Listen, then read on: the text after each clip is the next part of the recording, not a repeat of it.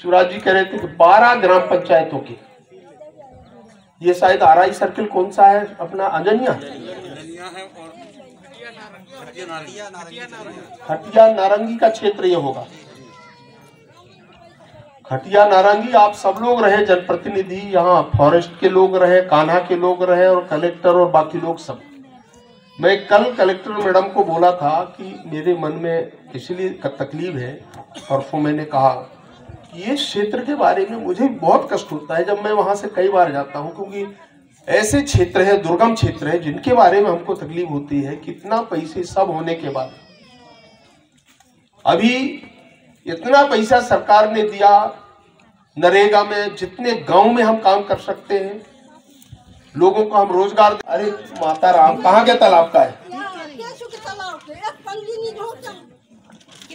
ये? देखो जरा आप, ये इसका नाम लिख लो। क्यों नहीं दिए हो भाई? क्या है बताओ सचिव जी, बताओ क्या है क्या है? ये जरा एक बार इस पंचायत को देखो। और मैं इसलिए बोल रहा हूँ कि देखिए, सरपंच तो समझदार कितना है नहीं है मैं नहीं कह सकता, परंतु सचिव आप देखो एक बार है आपके यही या यहाँ सब इंजीनियर कौन रहता है इस इलाके में? कौन है सब इंजीनियर यहाँ का? ये सीओ साहब, ये आप नए आए हैं, पाठक जी कहाँ हैं अभी? पाठक जी आप लोगों को ये देखना चाहिए।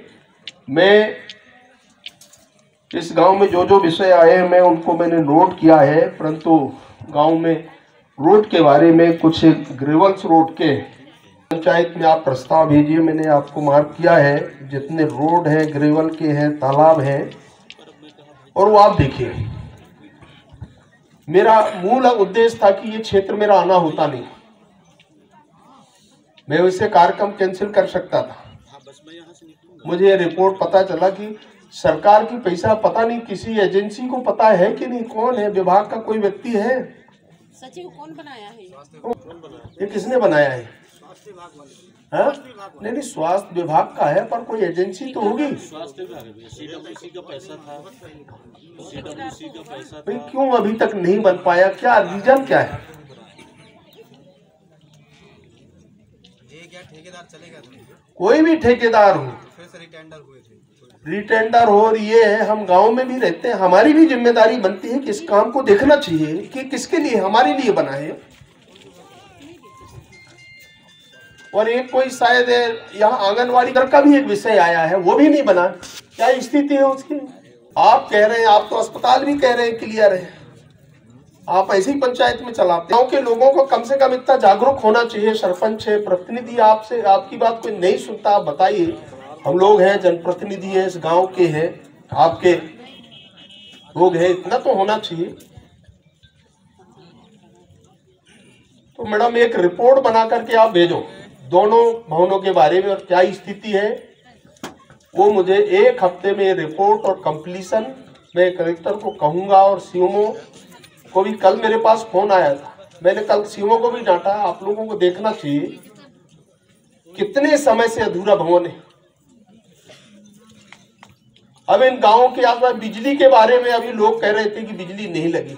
में एक सामुदायिक ये आपका रंगमंच का लोकार्पण होगा।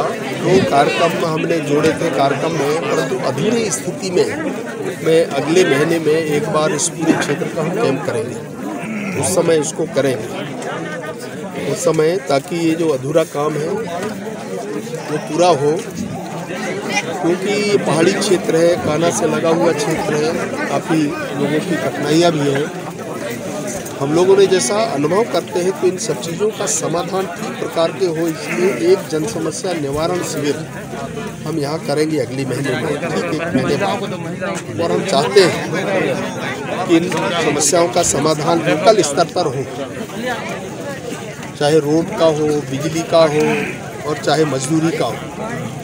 जो चीज़ें हैं हम इसको लेकर के थोड़ा चिंता करेंगे। और मुझे लगता है कि ये जो कमियां रह गई अभी पंचायत चुनाव और बाकी चीज़ों के कारण भी हो सकता है इसका कुछ असर रहा हो।